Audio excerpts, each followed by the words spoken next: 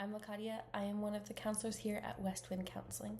I wanted to come on and talk about World Eating Disorder Action Day. It is on June 2nd this year, and the theme this year is Break the Bias and Support the Families. So I think it's really important for us to address some of the myths that show up around eating disorders and disordered eating and recovery, because there are a lot of the myths that are all surrounding media or that even show up in the medical field. One of the biggest myths I think that we notice is that there's this idea or concept that if you have an eating disorder, you're going to look a certain way. So typically the myth behind that is a female who looks severely underweight and malnourished.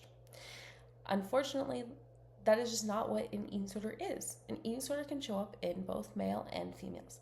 It can show up in what appears to be a healthy body. It could show up in a variety of different shapes of bodies. And that is because an eating disorder isn't based on weight. An eating disorder is based on the mindset and the thoughts and what is happening internally for a person. So an eating disorder is often more a reflection of the impact that someone has in terms of their relationship with food and their body. So of course with this, behaviors can show up. Of course with this, we can notice changes and fluctuations in weight. And I think that it's important to realize though that is not always the case. There are times where people might maintain their body weight, but they might be fully consumed by eating disorder thoughts, by thoughts about their body, by thoughts about food.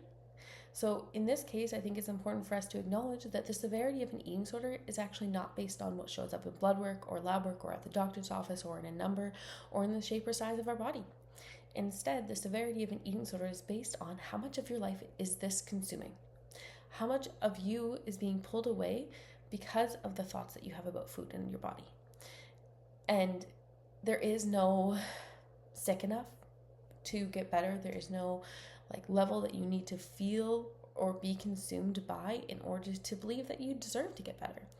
Instead, I think it's important for us to realize that if we feel like our life is affected by our relationship with food in our body, we deserve more. We deserve to get the freedom from that. We deserve to rediscover who we are and be living the life that we want to live, not being consumed by thoughts about ourselves and about food and our body.